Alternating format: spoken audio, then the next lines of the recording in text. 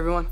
Hey there guys, Unofficial MCU here, hope you're all doing well, and in this video we are going to be discussing what I believe to be a long overdue video here. Is Maria Hill really dead? As we did see in Marvel's Secret Invasion on Disney+. We're gonna go ahead and hop right on into it, as one of the Marvel directors had actually reveals the truth here. In this video we are going to be taking a read from the direct's article. I'll have their article linked in the description down below for you guys to check out there as well. The director of Marvel Studios' Secret Invasion just confirmed if Maria Hill is actually dead in the MCU, as we saw in Secret Invasion. Now, while Secret Invasion didn't hit the mark for many audiences and critics alike, one of the plot points that really rubbed audiences the wrong way was the abrupt and lackluster death of Cobie Smulders' Maria Hill. Many fans felt it was weak, unnecessary plot device, and that her death was a waste of the character overall. And this is one of my personal main complaints about Secret Invasion here as well. Now, if you guys didn't know, I personally really enjoyed Secret Invasion up until the finale. I thought that the finale of the show kind of fell flat, and that it was just kind of honestly doing it a little bit too much, and felt a little disorientated, and felt a little rushed even at that. But this year, the death of Maria Hill in like the second episode was just a bit much here as well, and was something that was unnecessary. I think is exactly the perfect way to really word it. So recently, after denying any appearances in the Marvels, the actress Smulders herself had noted that it still feels strange for her character to be dead, calling it a sad day. But is she actually dead, like for real? Secret Invasion was a missed opportunity, I feel like, in most cases, but more specifically with Maria Hill and her overall character. She's been a part of the MCU ever since the first Avengers movie in 2012, over a decade ago. Since then, of course, appearing within and out of MCU projects here and there. Secret Invasion had a big opportunity for her overall character, to actually let us see her character, what she's really actually all about, and expand more on with Maria Hill as an overall character going forward into the future of the MCU.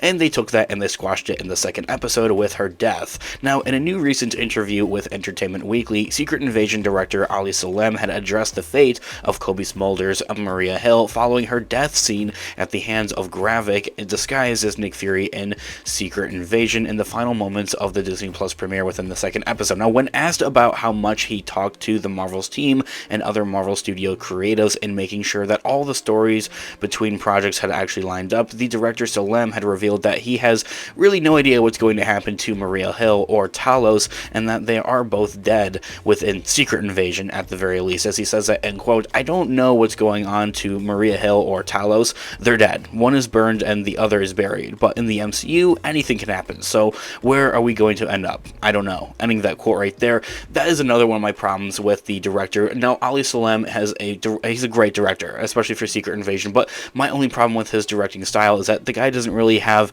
any knowledge of what's going on in the future of the MCU. He's very clear and cut and just like, I'm just here for Secret Invasion, and that's it. He doesn't really necessarily seem to take up as much pride or passion with the rest of the MCU here, especially really making sure that there is that connective tissue, something that the MCU strives to have, and really that connective tissue is what makes the MCU the MCU. Now, the director Ali Salem went on to elaborate further that he does think that they did a pretty good job of launching Nick Fury into where audiences will see him next with the Marvels movie, saying that, end quote, "I mean, my job is to tell a story within this box, within these 6 episodes. I do my best not to confuse myself or the audience with things outside of the box, but there are also moments of where Nick Fury needs to end up here at the end. So the next film, he is in the works. I think he did a really good job of launching Nick Fury." Ending that quote right there. And as for Sonya and Gaia's agreement that we also see at the end of the show within the finale, the director explained that fans could see it as a cliffhanger or a lovely resolution,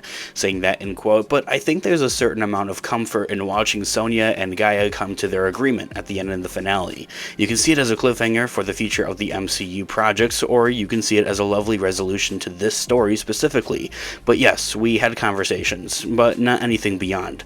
How can I help set this up?" Ending that quote right there. I myself, it's like a hate-love relationship. I love that Secret Invasion and the director wants to stay focused within just the Secret Invasion show box, as he describes it, because that is a very true, even problem I think at that with the MCU, is that they try to take off too much than they can chew, really, and they're trying to just do too much, like explain too much and do too much within a certain project. There aren't really necessarily projects anymore within the MCU of where they aren't connective to the greater of the MCU, and that's my other problem of why I hate Secret Invasion sometimes, is because that they do try to do too much, or they don't try to do enough necessarily for the rest of the MCU with that connective tissue, as I had mentioned. Now, I think that they did it perfectly, honestly, thinking about it, with the finale and like how that had ended and where the direction of all the characters kind of went there with the finale, setting things up for the future of the MCU. I think that was something that was done just about right. Now, in a separate discussion with the Hollywood Reporter, the outlet had asked the director Salem if Kobe Smulders' last day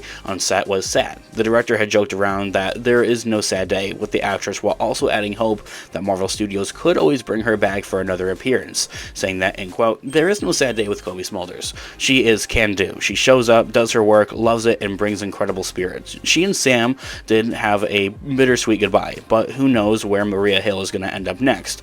I don't think that she has any superpowers or serum that will keep her alive forever, but they could always make a movie that takes place before 2023 in which Maria Hill shows up." I think that quote right there, that is a real possibility. That's what we saw with the Black Widow movie with Scarlett Johansson in Infinity War with her death scene, and then, or maybe what was it, Endgame? Yeah, it was Endgame, and then later having her movie come out after that as well, actually as like a prequel in that kind of sense. And that is something that we could see for Maria Hill, but at that point, that's just something like we don't really necessarily need, because they had dropped the ball with actually even exploring her character to begin with. Like, there just isn't really any character for anybody to care about that would make them want to go see a movie about Maria Hill necessarily. Now, they could have kept her character around in Secret Invasion for a little bit longer and then killed her off like later in the show, and like the finale even, I think, at that, but killing her off right there in the second episode was a bit much, and now they really can't work with it. This year all being said, how can Marvel Studios shortchange Maria Hill in the long term of the MCU? Now, swarms of fans are still sad that Secret Invasion will seemingly be Maria Hill's last appearance.